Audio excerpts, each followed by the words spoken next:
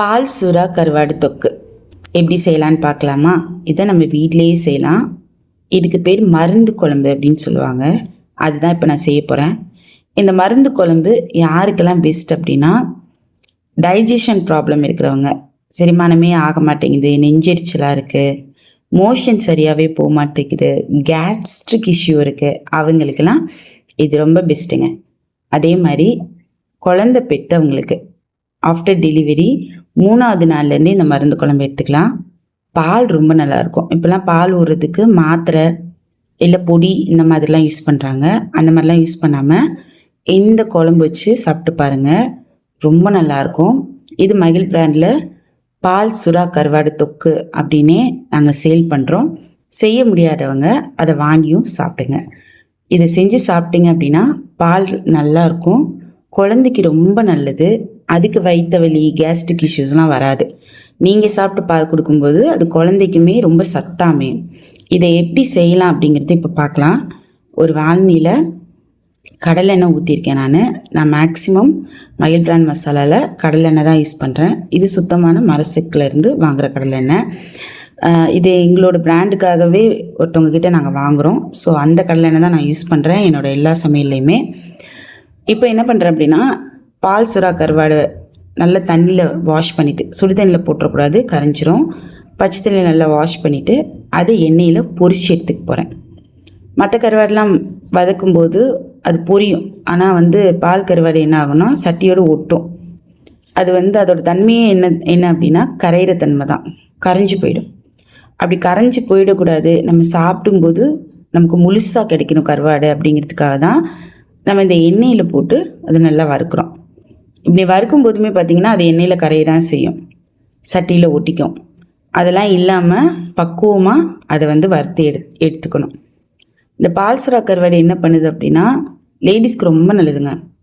Back pain இருக்குது, வயிறு வலி இருக்குது, அடிக்கடி வருது, மோஷன் இஷ்யூஸ் ஓயாமல் வருது அப்படின்னா, ஏன்னா இது ரொம்ப அதிகமாக இப்போ எல்லாருக்குமே இருக்குது, குழந்தைங்களுக்கும் இருக்குது, பெரியவங்களுக்கும் இருக்குது,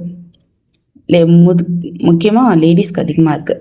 நீங்கள் இதை சாப்பிட்டு பாருங்கள், அதுக்கப்புறம் சொல்வீங்க ஒரு 2-3 டேஸ்லேயே எனக்கு இது இஷ்யூஸ்லாம் போயிடுச்சு அப்படின்ட்டு. டெய்லி இது இட்லி தோசை அப்படி தொட்டு சாப்பிட்டுக்கலாம், இல்லை சாதத்தில் போட்டு சாப்பிட்டுக்கலாம். ரொம்ப டேஸ்ட்டாக இருக்கும். நான்வெஜ் வேணும்னு யோசிச்சிங்க அப்படின்னா ஒரு 2 ஸ்பூனை போட்டு சாப்பிட்டீங்க அப்படின்னா சைடிஷ்லாம் தேவைப்படாது. இந்த கருவாடோட அந்த டேஸ்ட்டே வேறு லெவலில் இருக்கும். ஸோ இதை நல்லா வறுத்து அது தனியாக எடுத்து வச்சுக்கிறோம். அதுக்கப்புறம் அதே எண்ணெயில் நான் சொன்னேன் இல்லையா கருவாடு கரையுன்னு சொல்லி, அதை எப்படி கரைஞ்சி அதில் படிஞ்சிருக்கு பாருங்கள், இந்த மாதிரி தான் ஆகும். அது ரொம்ப பிடிச்சிடாமல் நம்ம பதமாக அதை எடுத்துடணும். நான் வெந்தயம் போடுறேன். எங்கள் வீட்டில் பொதுவாக நாங்கள் மீன் குழம்புக்கு, கருவாட்டு குழம்புக்கெல்லாம் கடுகு உளுந்துலாம் சேர்க்க மாட்டோங்க. அது ஏன்னு தெரியாது, எங்கள் அம்மா சேர்க்க மாட்டாங்க. இப்போ நம்ம கத்திரிக்காய் முருங்கைக்காய்லாம் போட்டு கருவாடு குழம்பு வைக்கிறோம் இல்லையா, அப்போ மட்டும் கொஞ்சோண்டு சோம்பு சேர்ப்பாங்க. ஆனால் கடுகு சேர்க்கவே மாட்டாங்க, கேட்டால் சூடும்பாங்க. அதனால் நான் வெந்தயம் மட்டும் போட்டிருக்கேங்க. அதுக்கப்புறம் குண்டு மிளகா, கருவேப்பிலை. எப்போவுமே நான் சொல்கிறது தாங்க, மிளகாவை அலசாமல் நீங்கள் போட்டுறாதீங்க. ஏன்னா அதில் பூச்சிக்கொல்லி மருந்து சேர்க்குறாங்க.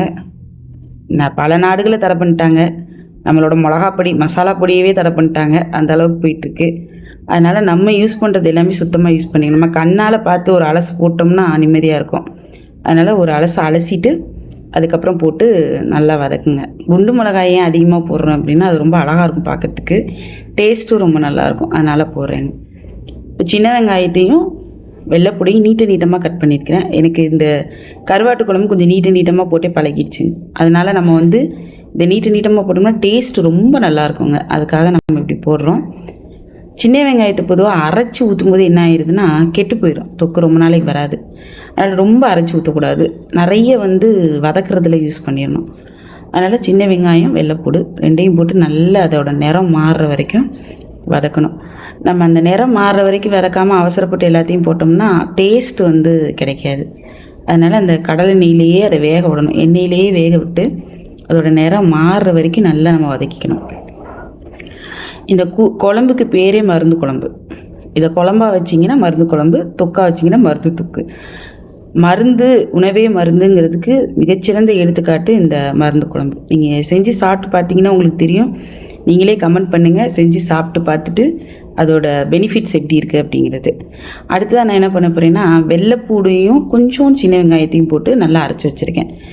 அதை வந்து இதில் சேர்க்குறேன். இது எதுக்கு அப்படின்னா, இந்த தொக்கு வரணும் நல்லா அப்படிங்கிறதுக்காக இந்த வெள்ளைப்பூடு எப்போவுமே அரைச்சி நம்ம எல்லா தொக்குலையுமே சேர்ப்போம். இப்போ இந்த கருவாடு தொக்குலையுமே சேர்க்குறோம். இந்த வெள்ளைப்பூடு, அதுக்கப்புறம் அந்த சின்ன வெங்காயம், கருவாடு ப்ளஸ் அந்த மருந்து பொடி, இதெல்லாம் சேரும்போது இதோட எஃபெக்ட்டு வேறு லெவலில் இருக்கும். இப்போ நீங்கள் பொதுவாகவே படிச்சுப்பீங்க, சின்ன வெங்காயம் ஒரு மருந்து, வெள்ளைப்பூடு ஒரு மருந்து, மிளகு ஒரு மருந்து, எல்லாமே நம்ம படிச்சிருப்போம் இல்லையா. இந்த குழம்புல மட்டும் எல்லாமே சேர்ந்துருக்கணும். ஸோ அதனால் இதோட பெனிஃபிட் அப்படிங்கிறது ரொம்ப அதிகமாக இருக்கும். அந்த தண்ணி வற்றிடணுங்க. இப்போ நம்ம அரைச்சி ஊற்றிருக்கோம் இல்லையா, அதோட தண்ணி நல்லா வற்றுற அளவுக்கு நல்லா நம்ம அதை போட்டு கிளறிடணும். அதுலேயே கொஞ்சம் வெந்துடும், நல்லா வெந்துடும். அதுக்கப்புறம் நான் புளி கொஞ்சம் நல்லாவே ஊற்றிக்கிறேன். ஏன்னா கருவாட்டுக்கு வந்து உப்பு கருவாடில் அதிகமாக இருக்கிறதுனால புளி நல்லா இழுக்கும்.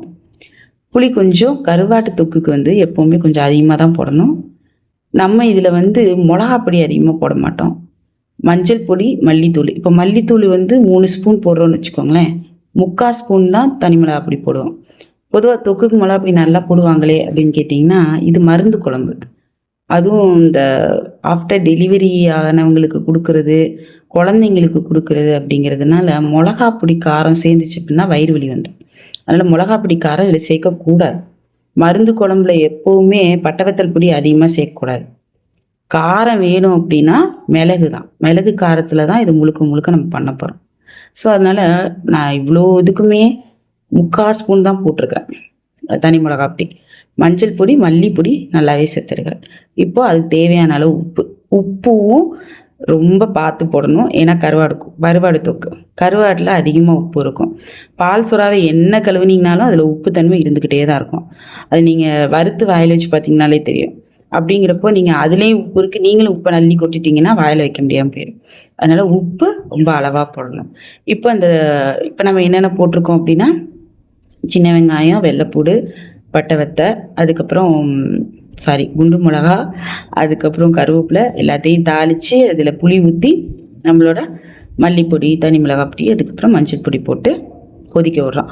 இப்போ இந்த திரும்ப ஞாபகம் வச்சுக்கணும், தனி மிளகாப்பொடி அதிகமாக போட்டுறக்கூடாது. நீங்கள் அதிகமாக போட்டிங்க அப்படின்னா இது மருந்து குழம்போட தன்மையே மாறி போயிடும். அதனால் கொஞ்சமாக போட்டுக்கணும். புளிக்கு ஏற்ற அளவு உப்பு போட்டுக்கணும், கருவாட்டுக்கு ஏற்ற அளவு உப்பு போட்டுக்கணும். அதுதான். இப்போ இது நல்லா கொதிக்கிட்டோம். இது கொதித்ததுக்கப்புறம் தான் இதில் நம்ம கருவாடு சேர்க்க போகிறோம். இப்போ அது எந்த ஸ்டேஜில் சேர்ப்போம் அப்படின்னா, இப்போ பார்த்தீங்கன்னா கொதிச்சிக்கிட்டு இருக்கும்போதே அந்த எண்ணெய் தனியாக பிரிஞ்சு வருது பார்த்திங்களா, அந்த மாதிரி தனியாக எண்ணெய் பிரிஞ்சு வரணும், தண்ணியெல்லாம் வற்றணும். அது வற்ற ஒன்று ஒன்றா நம்ம ஆட் பண்ணிகிட்டே போகலாம். இப்போ லைட்டாக எண்ணெய் அந்த பிரிஞ்சு வர ஸ்டேஜில் நம்ம அந்த வறுத்து வச்ச கருவாடை போட்டுடணும். இப்போ கருவாடு கரையாதுங்க, நீங்கள் செஞ்சு பாருங்கள், கருவாடு கரையாது. நம்ம ரோஸ்ட் பண்ணி எடுத்ததுனால அந்த கருவாடு வந்து கரையிறதுக்கு வாய்ப்பு இல்லை. கருவாடு நல்லா முழுசாகவே கிடைக்கும். அதனால் இந்த கொதிக்கிற ஸ்டேஜ்லேயே நீங்கள் வந்து கருவாடை போட்டுருணும். கருவாடு போடும்போதே உங்களுக்கு ஸ்மெல் இருக்கும். ஸோ அதை கொதிக்க இன்னுமே வாசம் வந்து வீடே மணக்கும்னு வச்சுக்கோங்களேன். ஒன்ஸ் நீங்கள் இதை செஞ்சு பாருங்கள், அப்போ தெரியும். அதுக்கப்புறம் நான் சொன்னேன் இல்லையா, மருந்து பொடி.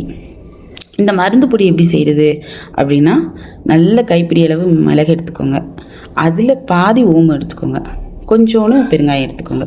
இது 3ஐயும் நல்லா வறுத்துக்கணும். வறுக்கும்போது கருகிடக்கூடாது, லைட்டாக வறுக்கணும்.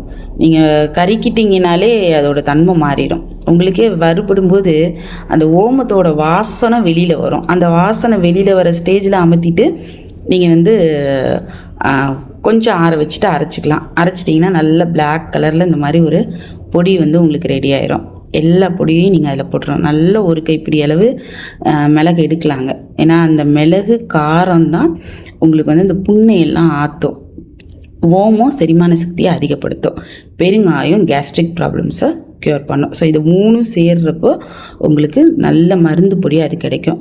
நான் திரும்பவும் சொல்கிறேன், எந்த ஒரு ஹைடன் சீக்ரெட்டோ இல்லை எந்த ஒரு சீக்ரெட் பவுடரோ நான் அதில் ஆட் பண்ணல. இப்போ நான் உங்களுக்கு என்ன காமிக்கிறேனோ அதை தான் வந்து நான் வந்து தொக்காவும் ரெடி பண்ணியிருக்கிறேன். அதனால் நீங்கள் இதை வீட்டிலையே கூட நீங்கள் செஞ்சு பாருங்கள். செஞ்சு முக்கியமாக ஃபீடிங் மதர்ஸ்க்கு கொடுங்க. குழந்தைங்களுக்கு 2 நாள் மோஷன் போகலன்னா தயவு செஞ்சு ஒரு 2 வேளை இந்த தொக்கையோ இந்த குழம்பையோ வச்சு கொடுங்க. நல்லா மோஷன் போயிடும். மாத்திரை மருந்துகளை அவாய்ட் பண்ணிவிட்டு நம்ம வீட்டிலேயே ஒரு மெடிசன் செய்யணும் அப்படின்னா இந்த மாதிரி ஒரு மருந்து செஞ்சு சாப்பிடலாம். வயசானவங்களுக்கு தாராளமாக கொடுக்கலாம். ஏன்னா அவங்களுக்கு தான் அந்த கேஸ்ட்ரிக் இஷ்யூஸ் அதிகமாக இருக்கும். ஸோ அவங்களுக்கெல்லாம் கொடுக்கலாம். எல்லாருமே இது சாப்பிட்லாம். பாலுக்காக இது முக்கியமாக கிராமங்களில் குழந்தை பெற்றவங்களுக்கு வச்சு கொடுப்பாங்க. இந்த வீடியோ உங்களுக்கு பிடிச்சிருந்தா லைக் பண்ணி ஷேர் பண்ணுங்கள். மகிழ் பிராண்ட் பிரசாலாவை மறக்காமல் சப்ஸ்கிரைப் பண்ணுங்கள். தேங்க்யூ.